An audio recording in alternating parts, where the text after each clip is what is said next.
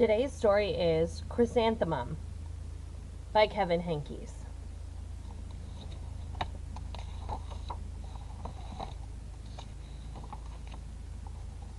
The day she was born was the happiest day in her parents' lives.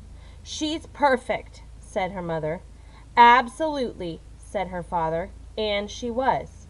She was absolutely perfect. "Her name must be everything she is," said her mother. "Her name must be absolutely perfect," said her father. And it was. Chrysanthemum. Her parents named her Chrysanthemum. Chrysanthemum grew and grew and grew. And when she was old enough to appreciate it, Chrysanthemum loved her name.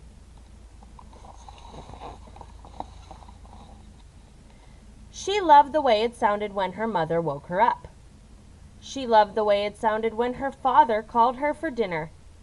And she loved the way it sounded when she whispered it to herself in the bathroom mirror. Chrysanthemum, chrysanthemum, chrysanthemum. Chrysanthemum loved the way her name looked when it was written with ink on an envelope. She loved the way it looked when it was written with icing on her birthday cake. And she loved the way it looked when she wrote it herself with her fat orange crayon. Chrysanthemum, chrysanthemum, chrysanthemum. Chrysanthemum thought her name was absolutely perfect. And then she started school. On the first day, Chrysanthemum wore her sunniest dress and her brightest smile. She ran all the way. "Hooray!" said Chrysanthemum. "School!" But when Mrs. Chud took roll call, everyone giggled upon hearing Chrysanthemum's name.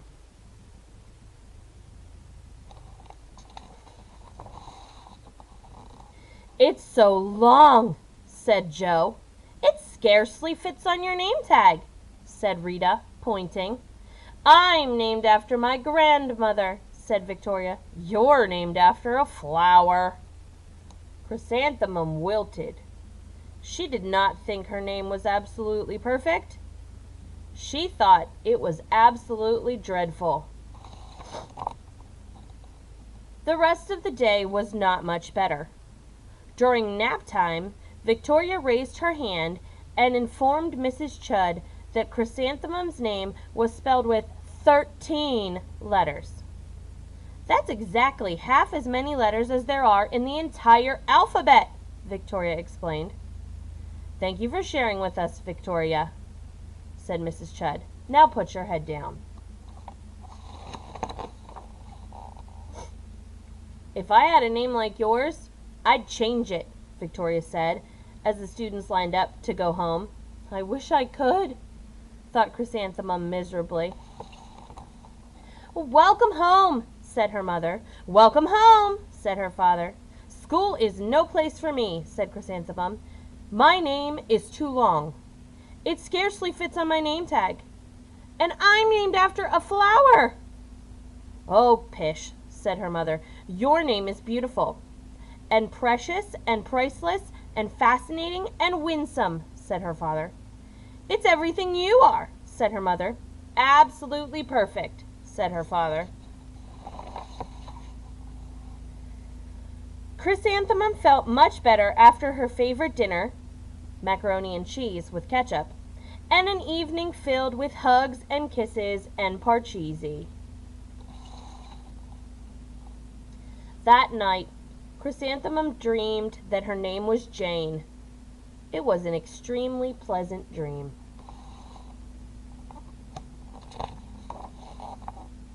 The next morning, Chrysanthemum wore her most comfortable jumper. She walked to school as slowly as she could. She dragged her feet in the dirt. "Chrysanthemum, chrysanthemum, chrysanthemum," she wrote. "She even looks like a flower," said Victoria, as Chrysanthemum entered the playground. "Let's pick her," said Rita, pointing. Let's smell her, said Joe. Chrysanthemum wilted. She did not think her name was absolutely perfect. She thought it was absolutely dreadful. The rest of the day was not much better. During nap time, Victoria raised her hand and said, "A chrysanthemum is a flower. It lives in the garden with worms and other dirty things."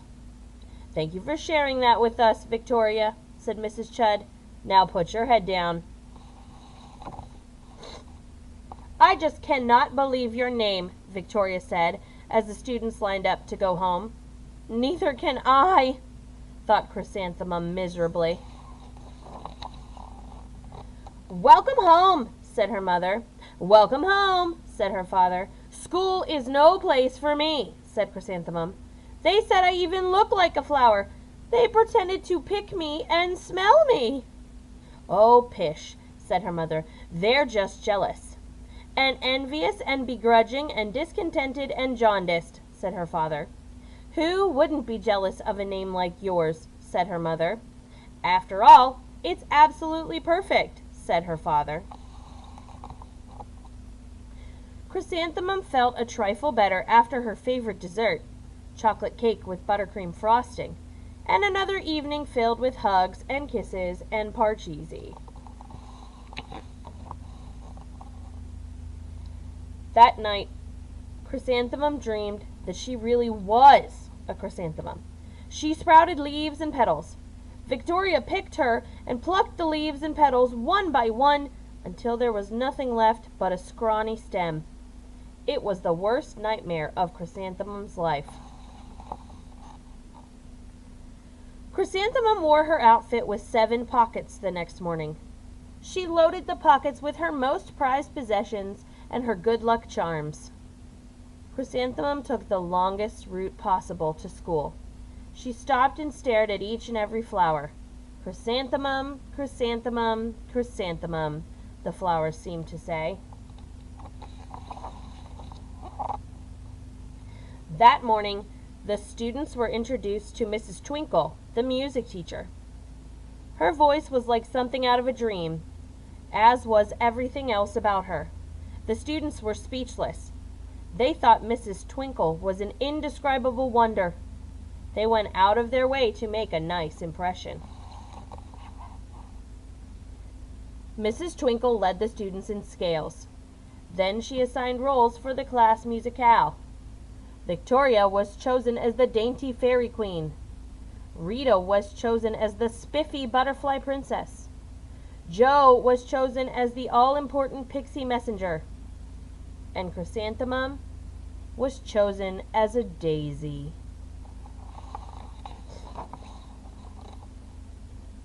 "Chrysanthemum's a daisy! Chrysanthemum's a daisy!" Joe, Rita, and Victoria chanted, thinking it was wildly funny. Chrysanthemum wilted. She did not think her name was absolutely perfect. She thought it was absolutely dreadful. "What's so humorous?" asked Mrs. Twinkle. "Chrysanthemum," was the answer. "Her name is so long," said Joe. "It scarcely fits on her name tag," said Rita, pointing.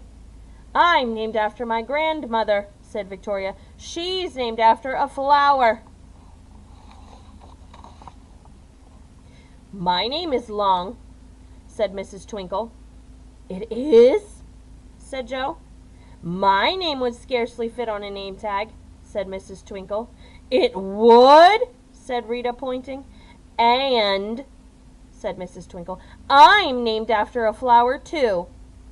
"You are?" said Victoria. "Yes," said Mrs. Twinkle. "My name is Delphinium. Delphinium Twinkle. And if my baby is a girl, I'm considering Chrysanthemum as a name. I think it's absolutely perfect." Chrysanthemum could scarcely believe her ears. She blushed. She beamed. She bloomed.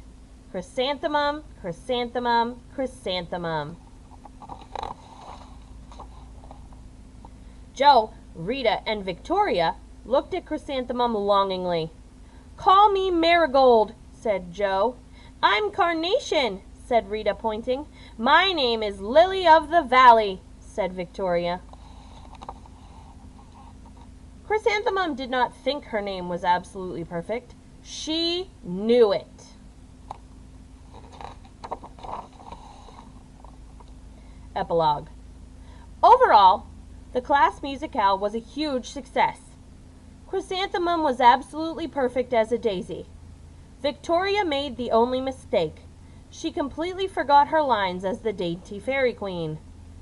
Chrysanthemum thought it was wildly funny, and she giggled throughout the entire dance of flowers.